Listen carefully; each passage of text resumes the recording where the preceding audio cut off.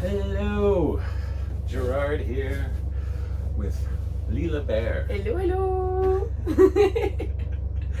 Thanks for joining me. We're in my room in the yacht. I'm in Croatia. We're traveling through the Adriatic Sea at this moment.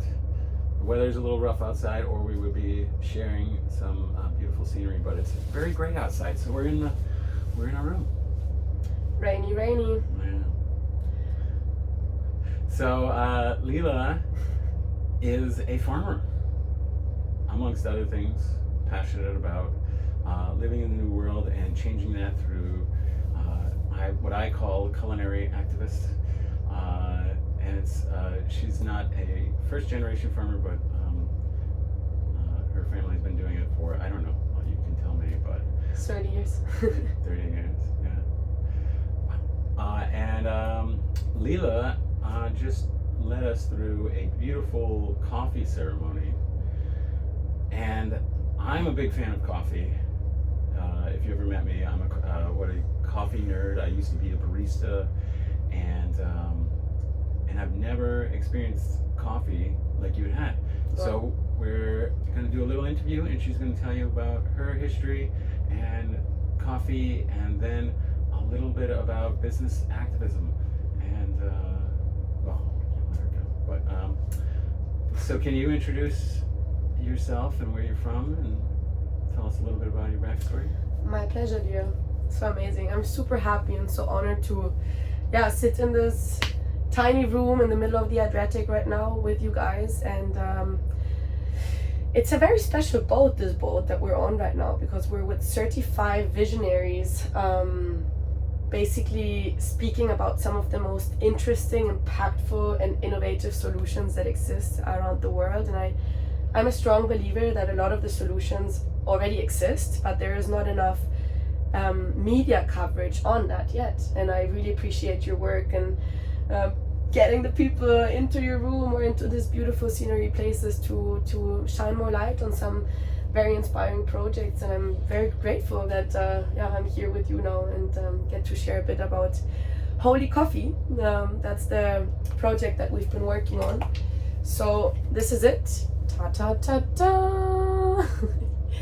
And I guess the whole journey started when I was born in Costa Rica on a farm on 2,000 meters in the middle of nowhere. And my parents are both German. They moved to Costa Rica when my dad was 23 years and my mom was 25.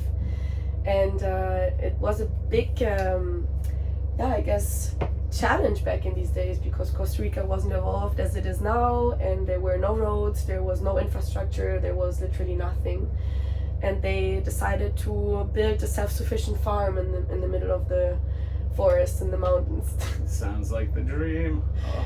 Yeah, and it's funny because my mom, oftentimes she says like, oh yeah, I was just preparing for times like these where, you know, the world gets crazy and we're just so stuck in technology and so stuck in this rat race between work and survival and getting stuff done and chasing dreams and being under pressure and all of this. And I think it's interesting to live right now during these times, because we're observing this exponential development of technology that on one side has to offer so many gifts, but on the other side disconnects us from the most simple things, which is connecting with the land, connecting with the simplicity of our roots, and connecting with products that are actually whole. And that's where this idea of Holy Coffee came from. Costa Rica is world famous for the coffee industry. Probably you've heard about Tarazu, which is the main area where the Costa Rican coffee is being produced. A lot of the coffee, though, is very toxic for the environment. So it pollutes our rivers, it pollutes our spring water sources, and the pesticides pollute the bees and the biodiversity around it. And it also is very extractive for most of the people that work with coffee. So in the little village where I was raised, called Santa Maria de Dota, since I'm a young girl, I've witnessed how indigenous children and labor basically gets brought into the village twice a year to pick up the coffee. And it's intense because we're like this small little farm surrounded by only monoculture coffee. Yeah. And being raised and born with this reality, I think like marked me really deep to the awareness that there is a deep inequality in our world happening, and that I mean, I was born into such a privileged life with two pioneer parents that were very conscious. But then I lived and grew up in Germany, which is a complete contrast again. So this contrast, I think, made me realize that there is a beautiful opportunity and responsibility, how I love to call it, to give back to the world, to give back to the land, to give back to my local community. And I'm super happy that with Holy Coffee we're basically starting to do this right now. Ah, beautiful. I want to review a few of the things that you just shared, because it was so rich, all you shared. That child labor is an indigenous labor they're bringing in to produce cheap coffee that is destroying, kind of like abusing the local economy, abusing the local people, and then it's also poisoning the land. And in case anybody hasn't heard of monoculture is industrial farming. Mm-hmm. It's where you wipe out an ecosystem and then plant just one species. And so this would be like clean cutting a jungle, a forest that has plants and animals and bugs and insects and everything, and it all works together in a symphony. And then planting a Christmas tree farm. Mm-hmm. That is boring and ugly, and it doesn't allow for the life to be there. And so when we talk about regenerative farming, it's about creating an ecosystem rather than a monoculture, which needs pesticides and it needs petroleum-based fertilizers and things like that that really poison the land. And so exactly, I love how you explained that. That's perfect. Beautiful. And so you had this like juxtaposition of living in Costa Rica on this farm in this like sounds like heaven on earth, and then going to Germany and experiencing the culture of Germany and the school systems and like the most conservative Catholic city in Germany, where you basically have, I mean, I think we have the largest beer density in the whole world. So beer, like it's so funny. Like actually, in my city we have 80,000 inhabitants, and we have 140 beer breweries, because basically every village or every family back in those days, they used to brew their own beer. Yeah. So that's just like a fun fact aside. Is like being brought from pura vida Costa Rica to conservative Catholic alcoholic beer brewery city. Super funny. So this is interesting. The beer thing. How is the beer in Germany? Amazing. It's amazing, right? Because it's an ecosystem. While in the U.S. for a long time there was only 3 beer makers. Mm-hmm. Essentially a monoculture of beer. Exactly. Yeah. Now there's been, like, since I've been able to drink 20 years now, there's been a resurgence of microbreweries that are competing, and now beer in the U.S. is really kind of catching up. Probably not catching up with Germany, but getting better. Right. And it's because of this diverse ecosystem of lots of people cultivating beer. Right. But in Germany, they didn't have to deal with prohibition like we did. Mm-hmm. So it didn't get wiped out and a monoculture created. You know what's so interesting too? I mean, in Germany, they have something called the Reinheitsgebot, which is basically the law for the beer breweries. They have to do it a certain way, otherwise you can't sell it. Yeah. And the certain way is the ancestral way. So they didn't change that in hundreds of years, and basically always use the same ingredients, which oftentimes, it's like a little bit connected with Holy Coffee, because the way how we did coffee and how we adapted to the history of coffee, it's also something that we got so used to doing, right? Like if you think about coffee, you think about a roasted coffee that has a specific temperature, and then you grind it, and then you drink basically this black, bitter tasting liquid that wakes you up and gives you energy for the day. Which, if it's black and bitter, you need sugar and cream to cover it up so that you can actually palate it. Yeah. And so this is culinary trick for all y'all, sugar is used to cover up toxic ingredients. And so if your coffee tastes like shit, you use more sugar. Dunkin' Donuts. While if you're drinking holy coffee, which I tried yesterday, was so bright and almost like a little sweetness to it. We had just water. Usually I do like bulletproof coffee, so it like slows down the caffeine uptake, but there was no jittery spike, even though there was no fat to slow it down. So yeah. Yeah, and I mean, I guess we haven't shared yet why that's the reason. Voyage of Visionaries. Oh, yeah. We are now transitioning into Radhika's workshop. That's how it works with the announcement when the captain says, If you would like to join, That's please not the make your way spiritual holy inside voice. the dining hall and It's enjoy the intercom. a beautiful workshop where we're tapping into so our hearts. they're just announcing a workshop. I think we can continue here a bit more until she starts, but then she wants it to be a closed container, so maybe we should go up after. Okay. However, let me briefly tell you, holy coffee is the first sun-dried coffee that actually does not get burned and roasted. And what this means is that the whole berry fruit from the coffee actually absorbs all of the energy from the sun, gets then ground and heated with like almost like Turkish coffee. You heat up the groundwater, you sieve it, and then you have a mix that is kind of like a sweet, very gentle tasting liquid that is very subtle entering into your system.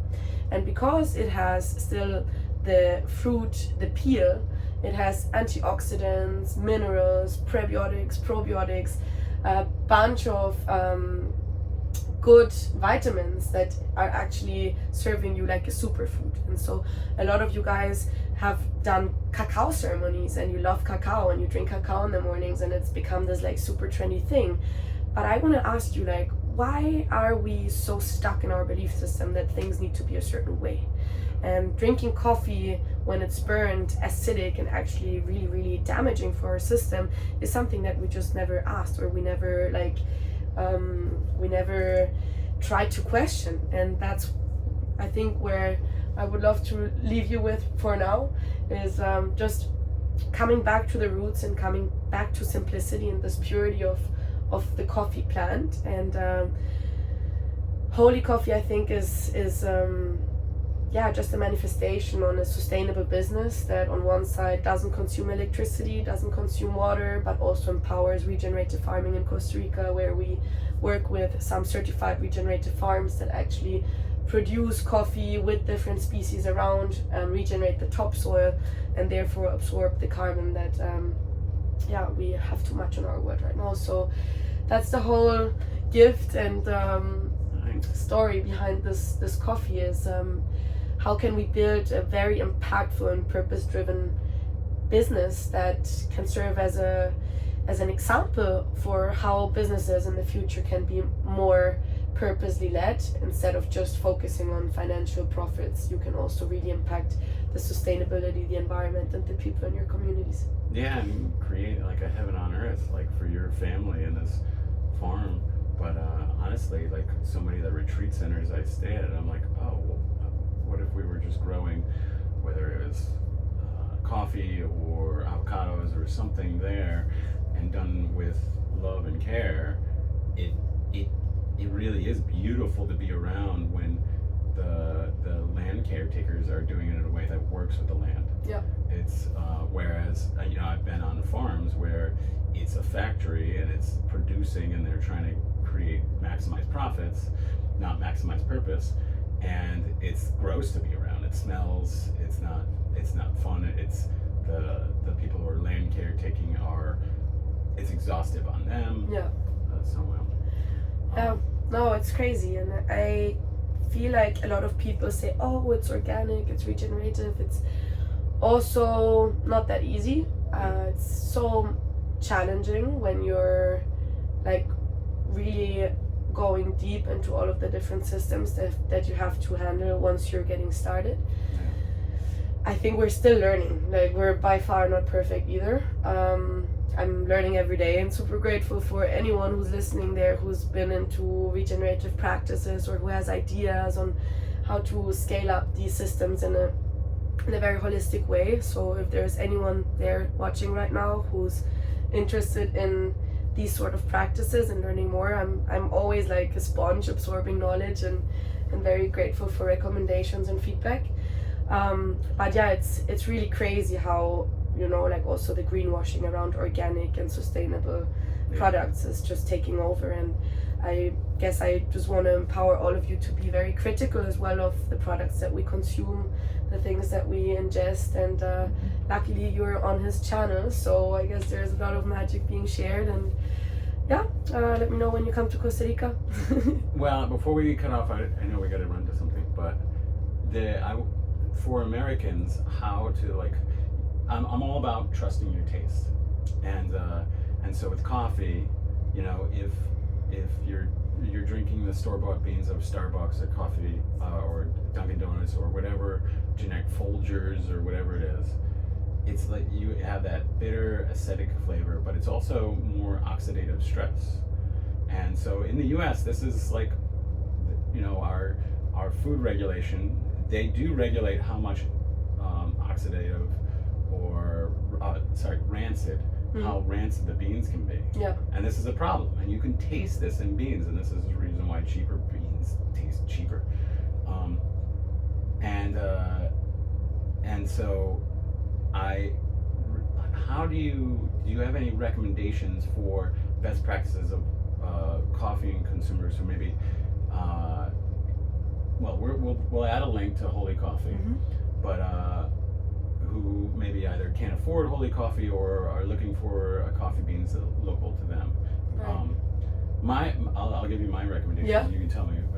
So my recommendations is to find a local roaster. Ladies and gentlemen, last call to join Radhika's workshop. I guess we gotta go. Closed container. So if you don't join now, you will not be able to join halfway through. Thank you. So finding local roasters, so it's freshly roasted. Yeah. And then whatever taste really works for you, but it's like light and bright is actually what I think about when I'm thinking about fresh coffee. Right. Usually I go for single origin beans. Yeah.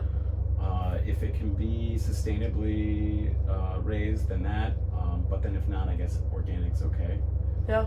Is that what you recommend? I mean, if you have the opportunity to find a local roaster cafe, that would be amazing. I guess that's like the direct source for that. But if most of the times they're a bit more expensive, like finding a nice organic shop and understanding where the products come from. I think that's the first step that most of the people don't even do. So like just trying to get a coffee that actually empowers the local community and make sure that the supply chains are fair trade. Yeah, I guess the certification world, it's another topic we can speak about in the future, but trying your best. Nobody's perfect, but if we try it, then at least it's better than not doing anything. Yeah, there's nothing better than getting to know your farmers or doing your research. The certifications really aren't anything. Right. It's just part of the old system. Yeah. Thank you so much for your time today. My pleasure. I'm so happy that we got to speak, and sending so much love to you if you're listening. All the best. Off to our next workshop. Yay! Let's go.